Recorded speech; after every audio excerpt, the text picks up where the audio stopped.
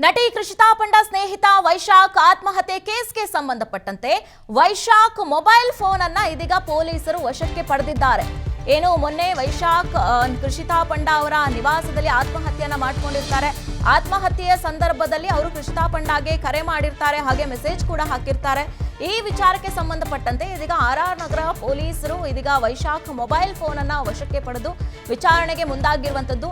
ಹಾಗೆ ವೈಶಾಖ್ ಅವರ phone call ಅಂದ್ರೆ ಅವರು ಕೊನೆ ಕ್ಷಣದಲ್ಲಿ ಯಾರ್ಯಾರಿಗೆ ಕಾಲ್ ಮಾಡಿದ್ರು, ಹಾಗೆ ಸಾಯುವಂತ ಸಂದರ್ಭದಲ್ಲಿ ಯಾರ್ಯಾರಿಗೆ ಮೆಸೇಜ್ ಗಳನ್ನ ಮಾಡಿದ್ರು ಅನ್ನೋದ್ರ ಬಗ್ಗೆ ಇದೀಗ ಆರ್ ನಗರ ಪೊಲೀಸರು ಪರಿಶೀಲನೆಯನ್ನ ಕೂಡ ನಡೆಸ್ತಾ ಇದ್ದಾರೆ. ಇನ್ನು ಆತ್ಮಹತ್ಯೆಗೂ ಮುನ್ನ ವೈಶಾಖ್ ಅವರು ತನ್ನ ಪತ್ನಿಗೂ ಕೂಡ ಮೆಸೇಜ್ ಮಾಡಿದ್ದು ಬಯಲಾಗಿದೆ. ಹೀಗಾಗಿ ಏನ್ ಮೆಸೇಜ್ ಮಾಡಿದ್ರು, ಯಾವ ರೀತಿಯಾಗಿ ಮೆಸೇಜ್ ಮಾಡಿದ್ರು, ಬೇರೆ ಯಾರಿಗಾದ್ರೂ ಮೆಸೇಜ್ಗಳನ್ನ ಮಾಡಿದಾರಾ, ಕಾಲ್ ಮಾಡಿದಾರಾ ಅನ್ನುವಂಥದ್ದು ತನಿಖೆಯನ್ನ ನಡೆಸೋದಕ್ಕೆ ಇದೀಗ ಆರ್ ನಗರ ಪೊಲೀಸರು ವೈಶಾಖ್ ಅವರ ಮೊಬೈಲ್ ಅನ್ನ ವಶಕ್ಕೆ ಪಡೆದುಕೊಂಡಿದ್ದಾರೆ. ಇನ್ನು ಅಷ್ಟೇ ಅಲ್ಲದೆ ಎಲ್ರಿಗೂ ಗೊತ್ತಿರೋ ಹಾಗೆ ವೈಶಾಖ್ ಅವರು ಸಾಯುವುದಕ್ಕೂ ಕೆಲವೇ ಕ್ಷಣಗಳ ಮುಂಚೆ ಕೃಷಿತಾ ಪಂಡ ಅವರಿಗೂ ಕೂಡ ಮೆಸೇಜ್ ಅನ್ನ ಕೂಡ ಮಾಡಿರ್ತಾರೆ. ನಾನು ಸಾಯ್ತಾ ಇದ್ದೀನಿ, ನನಗೆ ಬದುಕೋದಕ್ಕೆ ಆಗ್ತಾ ಇಲ್ಲ ಅನ್ನುವಂಥದ್ರ ನಿಟ್ಟಿನಲ್ಲಿ. ಆಗ ಕೃಷಿತಾ ಪಂಡ ಅವರು ಕೂಡ ಕನ್ವಿನ್ಸ್ ಅನ್ನ ಕೂಡ ಮಾಡಿರ್ತಾರೆ. ಸೊ ಕೃಷಿತಾ ಪಂಡ ಅವ್ರಿಗೂ ಕೂಡ ಯಾವ ರೀತಿಯಾಗಿ ಮೆಸೇಜ್ ರವಾನೆ ಆಗಿದೆ, ಜೊತೆಗೆ ಕಾಲ್ ಅಲ್ಲಿ ಯಾವ ರೀತಿಯಾಗಿ ಮಾತನಾಡಿದ್ದಾರೆ ಅನ್ನುವಂಥದ್ರ ಬಗ್ಗೆ ಇದೀಗ ಪೊಲೀಸರು ತನಿಖೆಗೆ ಮುಂದಾಗಿರುವಂತದ್ದು. ಇನ್ನು ಈ ಹಿನ್ನೆಲೆಯಲ್ಲಿ ಇದೀಗ ವೈಶಾಖ್ ಅವರ ಫೋನ್ ಅನ್ನ ಆರ್ ನಗರ ಪೊಲೀಸರು ಪಡೆದು ತನಿಖೆಯನ್ನ ಚುರುಕುಗೊಳಿಸಿದ್ದಾರೆ. ಮೊನ್ನೆ ರಾತ್ರಿ 8:30ಕ್ಕೆ ಕೃಷಿತಾ ಪಂಡ ಅವರಿಗೆ ಕರೆ ಮಾಡಿ ನಾನು ಆತ್ಮಹತ್ಯೆಯನ್ನ ಮಾಡ್ಕೊಳ್ತೀನಿ ಅಂತ ಹೇಳಿದಂತಹ ವೈಶಾಖ್ ಏನಿದ್ದಾರೆ ಅವರ ಆತ್ಮಹತ್ಯೆ ಪ್ರಕರಣಕ್ಕೆ ಸಂಬಂಧಪಟ್ಟಂತೆ ಇದೀಗ ಪೊಲೀಸ್ ತನಿಖೆ ಕೂಡ ಸಾಕಷ್ಟು ಚುರುಕಾಗಿದೆ. ಇನ್ನು ಇದೇ ವಿಚಾರಕ್ಕೆ ಸಂಬಂಧಪಟ್ಟಂತೆ ಮಾಹಿತಿಯನ್ನ ನೀಡೋದಕ್ಕೆ ನಮ್ಮ ಪ್ರತಿನಿಧಿ ಧ್ರುವರಾಜ್ ಫೋನ್ ಸಂಪರ್ಕಕ್ಕೆ ಸಿಕ್ಕಿದ್ದಾರೆ. ಅವ್ರನ್ನ ಮಾತಾಡ್ಸೋಣ. ಧ್ರುವರಾಜ್, ನೋಡ್ತಾ ಇದ್ದೀವಿ ನಾವು ಈ ವೈಶಾಖ್ ಕೇಸ್ ಇದೀಗ ಸಾಕಷ್ಟು ತಿರುವನ್ನ ಪಡೆದುಕೊಳ್ತಾ ಇದೆ. ಹಾಗೆ ಪೊಲೀಸರು ಕೂಡ ಇದೀಗ ಅವರ ಮೊಬೈಲ್ ಫೋನ್ ಅನ್ನ ವಶಕ್ಕೆ ಪಡೆದಿದ್ದಾರೆ ಅಂತ. ಸೊ FSLಗೆ ಕಳಿಸಲಾಗಿದೆಯಾ, ಹಾಗೆ ಅದರಲ್ಲಿ ಯಾವ ರೀತಿಯಾದಂತ ತನಿಖೆ ಚುರುಕುಗೊಂಡಿದೆ ಅಂತ?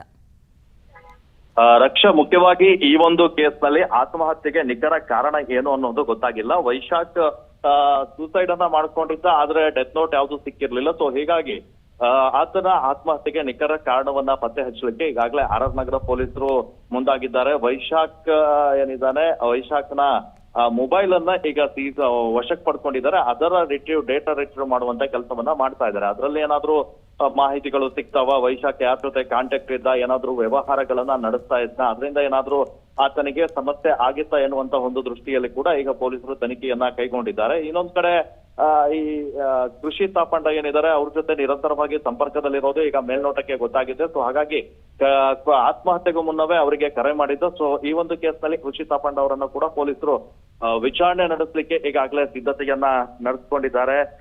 ನೋಟಿಸ್ ಅನ್ನ ನೀಡಿ ಇವತ್ತು ಅಥವಾ ನಾಳೆ ಕೃಷಿತಾ ಪಂಡ ಅವರನ್ನ ಕರೆಸ್ಕೊಂಡು ವಿಚಾರಣೆಯನ್ನ ನಡೆಸ್ತಾರೆ. ಕಳೆದ 1 ತಿಂಗಳಿಂದ ನಿರಂತರ ಸಂಪರ್ಕದಲ್ಲಿತ್ತು. ಅವರ ಆತ್ಮಹತ್ಯೆಗೆ ಏನ್ ಕಾರಣ, ನಿಮ್ ಜೊತೆ ಏನಾದ್ರೂ ಡಿಸ್ಕಷನ್ ಮಾಡಿದ್ರಾ ಎನ್ನುವಂತ ವಿಚಾರಕ್ಕೆ ಸಂಬಂಧಪಟ್ಟ ಹಾಗೆ ಸಮಗ್ರವಾಗಿ ಅವರನ್ನ ವಿಚಾರಣೆ ನಡೆಸ್ತಾರೆ. ಇನ್ನೊಂದ್ ಕಡೆ ವೈಶಾಖ್ ಕುಟುಂಬಸ್ಥರು ಅವರ ಪತ್ನಿ ಮೇಘನಾ ನೀಡಿರುವಂತಹ ದೂರ ಏನಿದೆ, ಆ ದೂರ್ನಲ್ಲಿ ಕೂಡ ಪ್ರಮುಖವಾದ ವಿಚಾರವೊಂದನ್ನ ಪ್ರಸ್ತಾಪ ಮಾಡಿದ್ರು. ಅಂದ್ರೆ ಅನೈತಿಕ ಸಂಬಂಧ ಇತ್ತು ಅಂತ ಹೇಳಿದ್ರು, ಆದ್ರೆ ಯಾರ ಮೇಲೂ ಅನುಮಾನವನ್ನ ವ್ಯಕ್ತಪಡಿಸಿರ್ಲಿಲ್ಲ. ಸೊ ಹೀಗಾಗಿ ಈ ಕೇಸ್ ನಲ್ಲಿ ಅನುಮಾನ ವ್ಯಕ್ತಪಡಿಸದೇ ಇರ್ಲಿಲ್ಲ ಕುಟುಂಬಸ್ಥರು, ಆದ್ರೆ ಸಾವಿಗೆ ನಿಖರ ಕಾರಣವನ್ನ ಕಂಡಿಡೀರಿ ಅಂತ ಹೇಳಿ ದೂರನ್ನ ನೀಡಿದ್ರು. ಆ ಒಂದು ನಿಟ್ಟಿನಲ್ಲಿ ಪೊಲೀಸರು ಈಗ ತನಿಖೆಯನ್ನ ನಡೆಸ್ತಾ ಇದ್ದಾರೆ. ಈ ಟೆಕ್ನಿಕಲ್ ಎವಿಡೆನ್ಸ್ ಇಂದ ಏನಾದ್ರೂ ಆತ್ಮಹತ್ಯೆಯ ಕಾರಣ ಬಯಲಾಗುತ್ತಾ ಅನ್ನುವಂಥದ್ದು ಈಗ ಕಾದ್ ನೋಡ್ಬೇಕಾಗಿದೆ. ರಕ್ಷಾ, ಇನ್ನು ಪತ್ನಿ ಮೇಘನಾ ದೂರನ ಕೂಡ ಕೊಟ್ಟಿರುವಂತದನ್ನ ಹೇಳಿದ್ರಿ ಧ್ರುವರಾಜ್. ಈ ಒಂದು ವಿಚಾರಕ್ಕೆ ಸಂಬಂಧಪಟ್ಟಂತೆ ಅವರು ಉಲ್ಲೇಖ ಮಾಡ್ತಾರೆ, ವೈಶಾಖ್ ಮತ್ತೆ ಕೃಷಿ ಅನೈತಿಕ ಸಂಬಂಧವನ್ನ ಕೂಡ ಈ ದೂರಿನಲ್ಲಿ ಪ್ರಸ್ತಾಪ ಮಾಡಿದ್ದಾರೆ ಅನ್ನುವಂತ ಮಾಹಿತಿ ಸಿಗ್ತಾ ಇದೆ. ಹೌದಾ? ಹಾಗೆ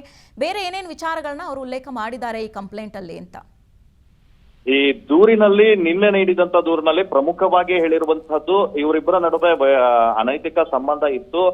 ತಮ್ಮ ಸಂಸಾರ ಅಷ್ಟು ಚೆನ್ನಾಗಿರ್ಲಿಲ್ಲ, ಅವರು ಮನೆಗ್ ಬರ್ತಾ ಇರ್ಲಿಲ್ಲ.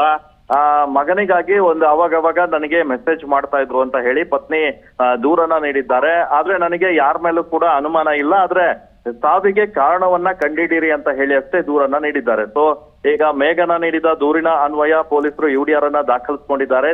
ಕಾರಣವನ್ನ, ಅಸಲಿ ಕಾರಣ ಏನು ಅನ್ನೋದನ್ನ ಪತ್ತೆ ಹಚ್ತಾ ಇದ್ದಾರೆ. ಮುಖ್ಯವಾಗಿ ಈ ಒಂದು ಆತ್ಮಹತ್ಯೆ ಏನಿದೆ ಇದು ಸಾಕಷ್ಟು ಸವಾಲಿನಿಂದ ಕೂಡಿರುವಂತ ಒಂದು ತನಿಖೆ. ಯಾಕಂದ್ರೆ ಡೆತ್ ನೋಟ್ ಸಿಕ್ಕಿಲ್ಲ, ಅಸಲಿ ಕಾರಣ ಈಗ ಮೇಲ್ನೋಟಕ್ಕಷ್ಟೇ ಗೊತ್ತಾಗ್ತಾ ಇದೆ. ಸೊ ಎಕ್ಸಾಕ್ಟ್ ಆಗಿ ಇದಕ್ಕೆ ಅವ್ರು ಸೂಸೈಡ್ ಮಾಡ್ಕೊಂಡ್ರು ಅನ್ನೋದು ಪೊಲೀಸರಿಗೆ ಕಂಡುಹಿಡಿಯಲಿಕ್ಕೆ ಕಷ್ಟ ಆಗುತ್ತೆ. ಈಗ ಪತ್ನಿ ನೀಡಿದ ದೂರಿನ ಅನ್ವಯ ಕೂಡ ಆ ಒಂದು ಆಂಗಲ್ ನಲ್ಲಿ ಪೊಲೀಸರು ತನಿಖೆಯನ್ನ ಕೈಗೊಂಡಿದ್ದಾರೆ.